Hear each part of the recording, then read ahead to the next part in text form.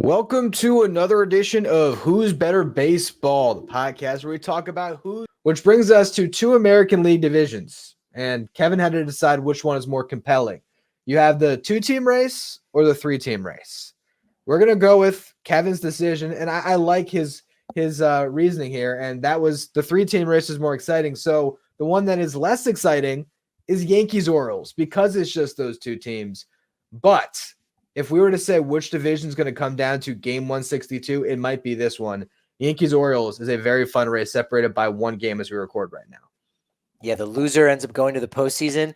It definitely dampens the stakes that are there. And again, first round bye there's a lot at stake for that. But you're right. If you lose and you're in, that falls flat when you're looking at the AL Central definitely being more competitive, more of an exciting race. So yeah, Yankees Orioles. I mean, they've been doing it all season long, going toe to toe, and I don't even know if that first round bye is as valuable yet. It doesn't seem to be. I don't know if it's that teams just haven't figured it out. Maybe they never will, right?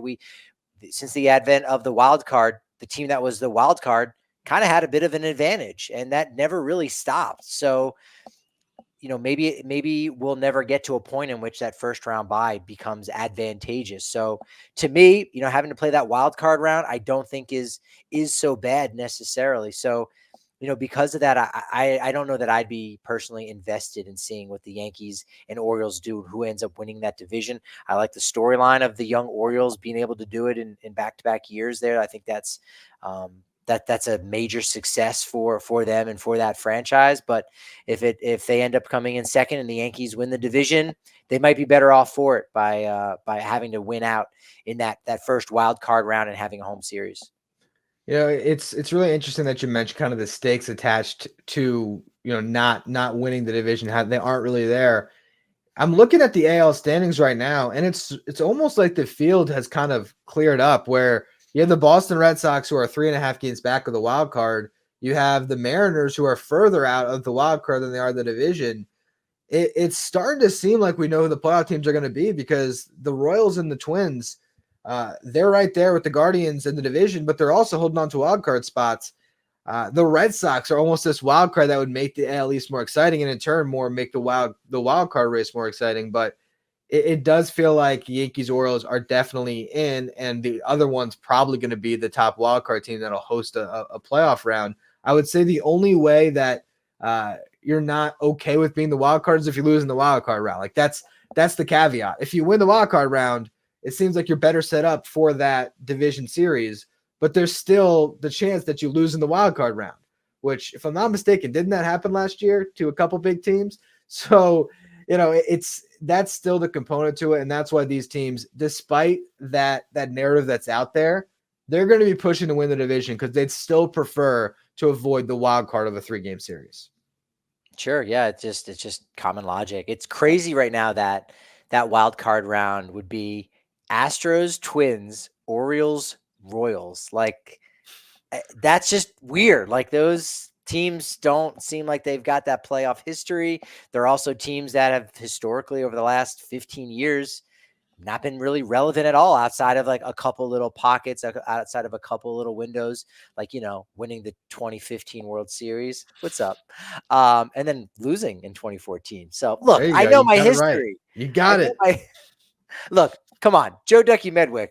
I mean, that's gonna he's a Hall of Famer, part of the Gas House gang. What? You don't know about the cards from the 30s? Anyway, yeah, it's great. I think this is I don't know that anyone would have seen the AL Central being this competitive. I mean, the closest that did was us because we talked about it a lot. That was another one that I think that we really nailed down because man, these teams were interesting and intriguing, and they did a lot of work in the off season to get themselves better. And I think Commissioner Manfred and when the GM meetings and the owners meetings, when they sit down and talk, I think they're going to be really happy with how the third wild card has worked out and the new CBA where teams are not they're no longer rewarded for tanking.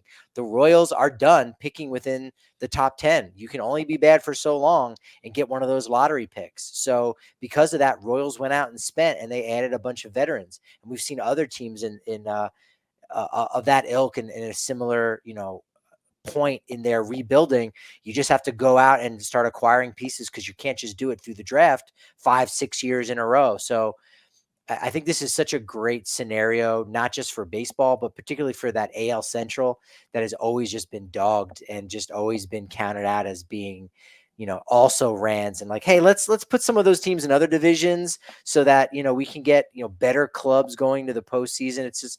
It's almost not fair that they get a bid. Well, right now, as it stands today, they've got 3 teams in the postseason. Who had the AL Central with 3 teams in the playoffs this year? We did, Patrick. We did. We did. We were talking about them from the beginning.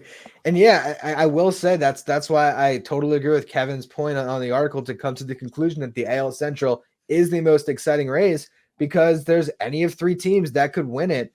The Guardians have been leading this thing pretty much wire to wire, and it still feels like they're the favorite to do so, but there are some holes on that team. There's some holes in the Twins that could get shored up when some of these guys come off the injured list. That's always the conversation in Minnesota. But even with that, they're 15 games over 500. And the Royals, like you said, rewarded immediately for being aggressive this offseason. All the additions they made to have Seth Lugo, where he's probably not going to win the Cy Young, but he's going to finish top 3, top 5 at least.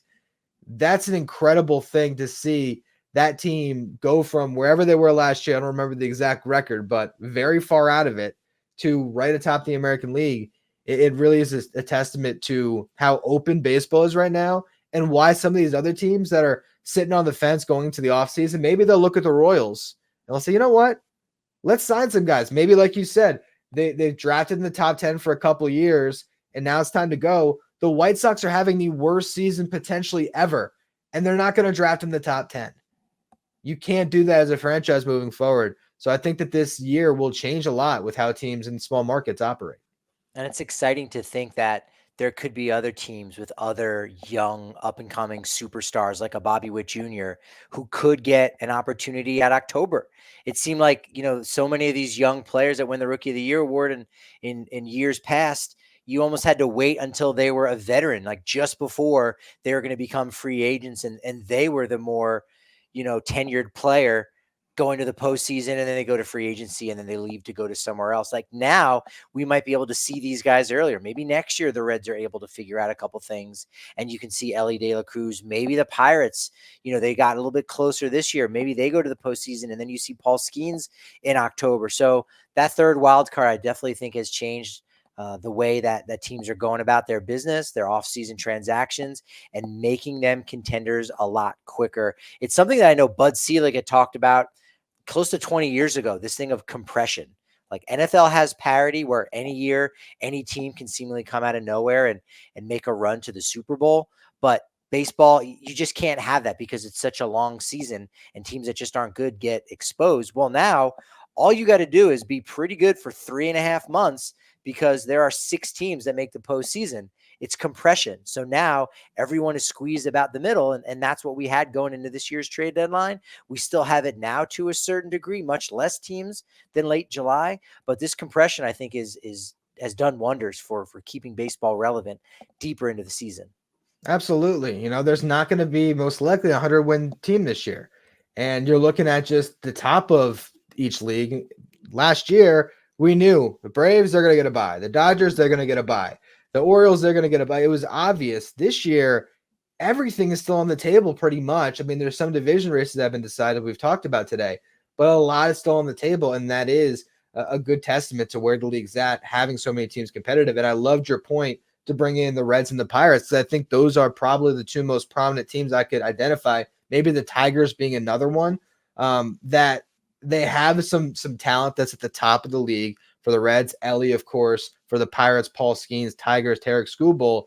All right, you got some foundational pieces. If you make the right 4 or 5 signings in the offseason, and it's not like the Royals signed a $30 million player. I mean, they gave Bobby Witt a lot of money, but they didn't sign Seth Lugo to some huge deal. They found value in free agency, and they took a lot of stabs at free agency. If you're the Reds or the Pirates this offseason, go out and get some veterans to combine with your own core. And you might not only just stay in the wild card race, the Royals might win the damn division. Yeah, stabbing upward would probably be the phrase there because, one of the things that the players would like, and it'll be interesting to see what happens in the next CBA, is, hey, a minimum cap, right? You gotta spend a certain amount of money to be relevant because we know there's some teams that are just out of contention or they're tanking, and now that's not the case. And so now you got to be a little bit smarter. Now you got to make those investments, and we're seeing it come to fruition this season. And I think it's just making a better baseball product overall. So I think that's something that, despite how you might feel about Commissioner Rob Manfred, it's been positive for his tenure, and we'll see if his tenure goes out with players participating in the Olympics, and you might feel a little bit better about him. But say what you will about Rob Manfred, but if you look at the history of baseball and you look at the Hall of Fame, guess what? Rob Manfred's going to the Baseball Hall of Fame. Ooh, we can't end the show there, can we? I'm speaking facts, man. Whether I agree with it or not, that's the truth. Alongside Joe Ducky Medwick will be Bobby Mann's Rob Manfred. Thank you for adding Joe Ducky to make me feel better about closing the show here. We got a little over 5 weeks left in the season. I know the Mets have 35 games left to play, so this is really that final stretch run. We're going to try to give you a show every single week here with Who's Better to cover all the latest and then into the playoffs. It's going to be a lot of fun down the stretch. Make sure wherever you get your podcast, you are following, put the audio up from each show. Make sure you subscribe to our YouTube channel so you can catch these live streams as well as all of our smaller cut up videos from these episodes, as well as our shorts and everything else. You can find us on Twitter at Just Baseball. Just Baseball. That's the main account. Patrick, help me out. I'm flailing. What's our Twitter account? I don't know. It's Who's Better BB. Who's Better BB. Check out the Rockies Insider, and we will be back with another show next week.